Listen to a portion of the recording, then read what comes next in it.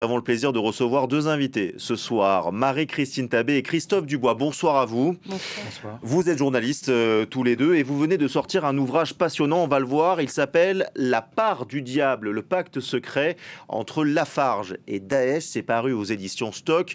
Plus de 300 pages où vous décortiquez, vous enquêtez sur les liens présumés du cimentier Lafarge, fleuron, ex-fleuron, devrait-on dire, de l'industrie française, et plusieurs groupes terroristes, dont Daesh en Syrie. Un procès pour financement du terrorisme doit avoir lieu à Paris en fin d'année. Tout d'abord, pour poser le contexte, qu'est-ce que la justice reproche à Lafarge? Je crois qu'il faut remonter à 2013, Marie-Christine Tabé. Exactement, il faut remonter à 2013, puisque c'est à cette époque, en tout cas c'est la période que regarde la justice, c'est à cette époque que Lafarge donne de l'argent, est rackettée par des groupes qui deviennent terroristes. En fait, on est dans le contexte de la Syrie, c'est la guerre civile. Au départ, ce sont des groupes rebelles qui veulent faire tomber Bachar el-Assad, mais très rapidement, ces groupes glissent vers le terrorisme, vers l'islamisme au départ. Les barbes s'allongent et Lafarge veut continuer son activité et paye. Christophe Dubois, Lafarge, en fait, c'est un cimentier. C'est un cimentier qui est présent en Syrie, qui a une usine là-bas, et c'est pour ça qu'ils vont, présumément en tout cas, à régler des sommes astronomiques à Daesh. L'enjeu pour Lafarge, c'est de poursuivre leur activité. Donc, techniquement, Lafarge est poursuivi et 8 dirigeants pour le financement du terrorisme, pour la violation de l'embargo qui est en vigueur en Syrie, mais également, et c'est une première mondiale, pour complicité de crimes contre l'humanité. Et donc, on voit bien le champ des poursuites qui est extrêmement grave. Il faut savoir que Lafarge a déjà été condamné dans le cadre d'un plaidé coupable aux États-Unis pour cette infraction-là. Et ce qui est visé, c'est effectivement cela. C'est à quel prix Lafarge a maintenu son activité. C'est au prix du financement présumé de groupes terroristes. Et justement, à quel prix? On parle d'une somme de 5 millions d'euros qui aurait été versée à ces groupes terroristes pour maintenir l'activité de l'usine de Jabalia en Syrie, c'est bien ça? C'est bien ça. On est au nord-est de la Syrie. Cette usine, elle est flambante neuve. C'est un investissement colossal. C'est une des plus belles usines, une des plus belles cimenteries du groupe Lafarge. Et elle vient de sortir de terre. Elle a été inaugurée en 2010. Elle assoit le pouvoir en plus de Lafarge au Moyen-Orient, c'est ça? Alors, Lafarge n'est pas pour l'instant au Moyen-Orient. Il vient de racheter un Égyptien, un champion de la construction égyptienne. L'Europe s'essouffle en termes de matériaux de construction. Donc c'est pour lui une terre de conquête, en fait, la Syrie. Il est en cela aussi encouragé par les bonnes relations diplomatiques. Il faut se souvenir qu'en 2008, Nicolas Sarkozy renoue avec le pouvoir syrien. Donc on est vraiment dans un moment d'euphorie franco-syrien. Et puis patatras, Bachar est quand même un régime totalitaire. À l'époque, tout le monde pense que Bachar el-Assad va tomber assez rapidement. Donc Lafarge reste, s'installe, poursuit. Et puis, ils en arrivent à payer des groupes terroristes clairement identifiés comme ISIS, clairement considérés par les organisations internationales comme terroristes. Mais les dirigeants de Lafarge sont pris un peu dans une roue et continuent sans plus se rendre compte. Comme le dit Marie-Christine, c'est vrai que cette usine, c'est la vitrine de Lafarge. Et on a fait de cette usine, en fait, un personnage à part entière. Parce que c'est une usine qui est inaugurée en grande pompe. Toutes les huiles du pouvoir syrien sont présentes. Évidemment, le PDG du groupe est également présent. On va en parler du PDG du groupe un peu plus tard. Parce que vous n'êtes pas tendre avec lui, on va voir pourquoi. Et c'est vrai que cette usine incarne à elle seule cette histoire qui dépasse évidemment le strict cadre de cette usine qui a coûté cher, 700 millions d'euros. Ah oui. Et donc ce qui peut expliquer évidemment le pourquoi. Pourquoi avoir voulu à tout prix maintenir cette activité, c'est que c'est le plus gros investissement de Lafarge à l'époque et qu'effectivement, abandonné, j'allais dire, en rase campagne à ce moment-là, et Lafarge est convaincu de bonnes ou de mauvaises raisons que ce conflit ne va pas durer, et ce conflit il continue à durer, et qu'ils veulent être là pour la reconstruction. Alors la petite ironie de l'histoire, c'est qu'évidemment, la reconstruction, elle est là aujourd'hui à faire, et que Lafarge n'est plus là. Eh oui. On a posé le contexte. Comment vous avez procédé pour votre livre? Parce que cette actualité, on l'a suivi beaucoup, sur France 24, on en a beaucoup parlé. Quelle est l'originalité de votre livre? Comment vous avez procédé pour mener votre enquête? Alors, si vous voulez, on l'a beaucoup suivi sur l'aspect financement de terrorisme, qui est là là et qui est effectivement le nœud, j'allais dire, gordien de cette affaire. Mais nous, on s'est intéressé... Déjà, on a rencontré la plupart des protagonistes de cette affaire, c'est-à-dire les cadres, ceux-là même qui vont être jugés à la fin de l'année. Nous les avons vus, nous leur avons parlé. Vous avez pu vous entretenir avec les personnes mises en examen? On a pu s'entretenir avec... à part, effectivement, vous parliez du dirigeant principal, oui. Bruno Lafont, que nous n'avons pas rencontré. Autrement, nous avons vu la plupart des personnes mises en cause. Et puis, cette affaire, en fait, là où elle est passionnante, c'est que c'est une affaire économique, c'est une affaire diplomatique, c'est une affaire politique, c'est une affaire de terrorisme, c'est une affaire de relations judiciaires. Vous diriez que c'est une affaire d'État même? C'est une affaire d'État, on peut le dire, quand on a une entreprise qui, pour la première fois, est mise en cause pour complicité du terrorisme et surtout pour complicité de crimes contre l'humanité. C'est une affaire d'État. Surtout que tout le monde savait que cette usine était là. Quand je dis tout le monde, ça veut dire l'État français, ça veut dire ses ambassadeurs, enfin ses services de renseignement, ça veut dire son ambassade. Mais qu'est-ce qu'ils vous disent, ces témoins, enfin, ces personnes mises en examen? Ils vous disent oui, on est responsable, ou alors pas du tout, ils disent on n'est pas responsable? L'originalité du livre, c'est probablement aussi d'être à hauteur d'homme. C'est-à-dire que derrière ces mots de financement de terrorisme et de complicité de crimes contre l'humanité, qui sont des infractions extrêmement graves, bien sûr, il y a des hommes. Alors, il n'y a que des hommes d'ailleurs. Et ce qui les caractérise, ce sont des hommes qui sortent des meilleures écoles de la République. Ils ont fait HEC, ils ont fait l'ENA, ils ont fait Polytechnique. Et donc il peut y avoir une espèce de contraste énorme entre ce qui leur est reproché et ce qu'ils sont des hauts dirigeants, on peut dire. Ce sont de très hauts dirigeants qui appartiennent à une entreprise qui jusqu'alors vantait ses valeurs d'humanisme, de catholicisme social, de transparence. Et évidemment, il n'y a rien de tout ça au bout de cette enquête, en tout cas. Et ce qu'ils nous disent, c'est qu'aucun n'a le sentiment ou n'a eu le sentiment de financer le terrorisme. Ils reconnaissent le racket. Et c'est quelque chose que Lafarge, comme d'autres grands groupes mondiaux, je ne vais pas dire à l'habitude, mais ils s'en accommodent dans d'autres pays. Ils auraient subi la situation politique et avec Daesh. C'est en tout cas leur défense, oui. C'est de dire qu'ils ont été confrontés effectivement au sein d'une zone d'intérêt à des groupes qu'ils n'ont pas, eux, identifiés clairement comme terroristes. Or, c'est tout l'objet du débat, et l'enquête démontre qu'il fallait vraiment fermer les yeux pour ne pas voir que la nature réelle de ces groupes. Mais en tout cas, c'est vrai que de manière non contestable, certains des dirigeants qui ont été poursuivis ou questionnés dans cette enquête ont même combattu ce terrorisme dans le cadre de leur carrière hors Lafarge. Mais le fait est que cet argument de « je suis victime de racket » et non pas de groupe terroriste ne résiste pas à l'épreuve des faits, enfin ce qui sera discuté dans le cadre de l'enquête. Mais on voit bien que ce sont des dirigeants qui sont dans un logiciel qui est un logiciel strictement économique.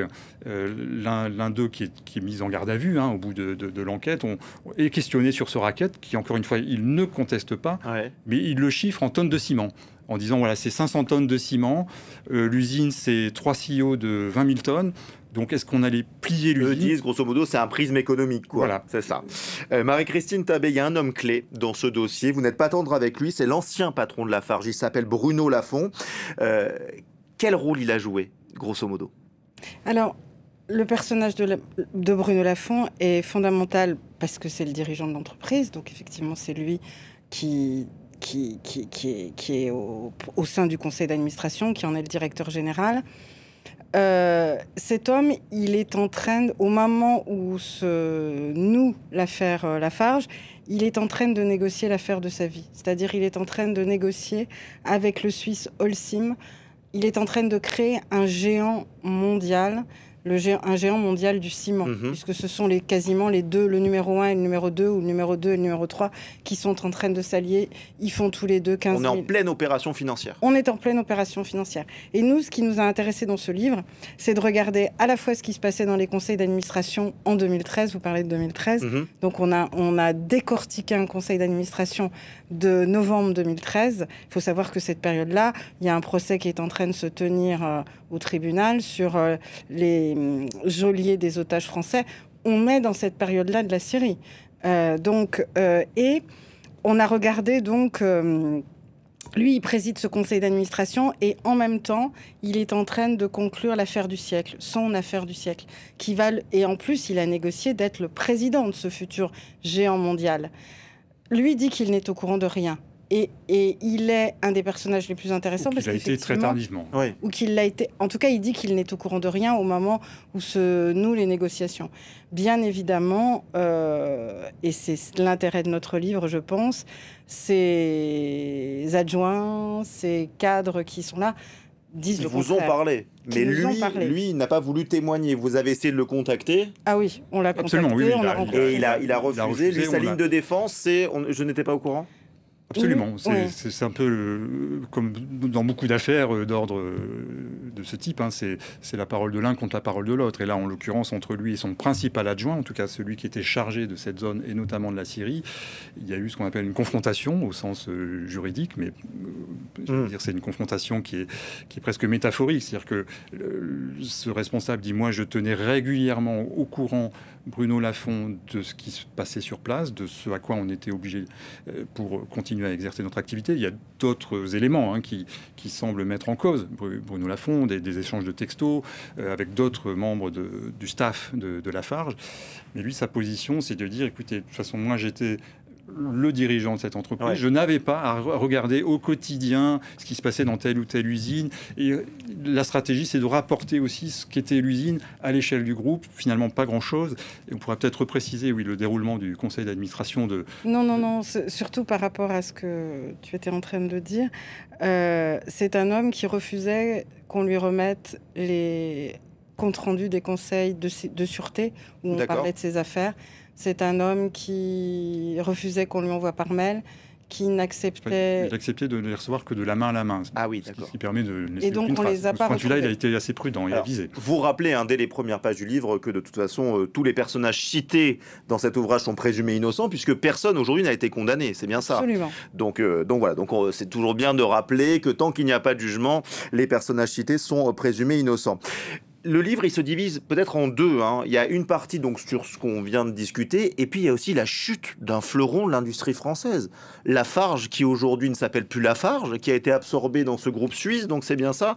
Comment vous expliquez cette déchéance totale du groupe Lafarge ?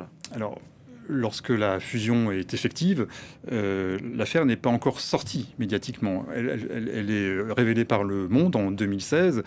Et donc, Holcim se retrouve avec ce partenaire très encombrant et diligente immédiatement une enquête interne qui se révèle une enquête extrêmement à charge contre les anciens responsables de Lafarge. Et donc, Holcim va s'attacher à la fois par cette enquête, mais aussi devant les juges d'instruction, lorsqu'ils seront convoqués, à se dégager de toute responsabilité et à dire, voilà, très concrètement, lorsque des fusions s'opèrent entre deux grands groupes, il y a ce qu'on appelle les due diligence, c'est-à-dire que chaque groupe examine les positions de son futur partenaire pour savoir justement s'il y a des difficultés d'ordre juridique, s'il y a des points à soulever. Et ce que disent aujourd'hui les dirigeants d'Holcim, c'est lorsqu'on a posé la question à Lafarge, et très spécifiquement sur l'activité en Syrie, est-ce que vous avez quelque chose à nous dire là-dessus ? Rien n'a été dit. Donc, ils ont le sentiment d'avoir été floués. Et donc, effectivement, leur stratégie, c'est de couper ces racines qui les ramènent totalement le passé de Lafarge dans cette nouvelle entreprise. C'est ça, Christine Tabé ? C'est en tout cas la volonté d'Holcim, c'est-à-dire de considérer... Après, ce qui est intéressant, c'est que, et c'est ce qu'on a découvert en faisant notre enquête, c'est-à-dire c'est un mariage qui est célébré en grande pompe, les deux groupes ont l'air de beaucoup s'apprécier, tout ça est orchestré, d'ailleurs les bourses réagissent très bien, tout le monde a l'air de s'aimer beaucoup, ça paraît être un mariage d'amour. En fait, on se rend compte qu'Holcim, finalement, n'a jamais aimé sa future ou son futur épousé qu'est Lafarge. Donc on sent aussi que, je ne dirais pas que Holcim a profité des problèmes de Lafarge pour solder Lafarge et pour faire disparaître le pavillon français. Mais en tout Parce cas... qu'à la base, c'est qui fait l'OPA ? C'est Lafarge qui fait une OPA sur son concurrent. C'est pas une OPA, c'est vraiment un mariage. C'est un mariage, c'est une fusion. D'ailleurs, au départ de la fusion, c'est une action pour une action. D'accord. Puis très progressivement, ça devient 9 actions pour 10. Et puis, c'est l'engrenage, en fait. Et d'ailleurs, c'est une initiative des Suisses, hein, en l'occurrence. C'est eux qui prennent l'initiative de contacter. Alors, c'est eux qui prennent l'initiative de contacter, mais c'est un mariage qui est consenti des deux côtés, en fait, puisque ça doit être normalement une fusion. Et aujourd'hui, Christophe Dubois, elle est devenue quoi, cette usine à Jabalia? Alors, c'est une bonne question.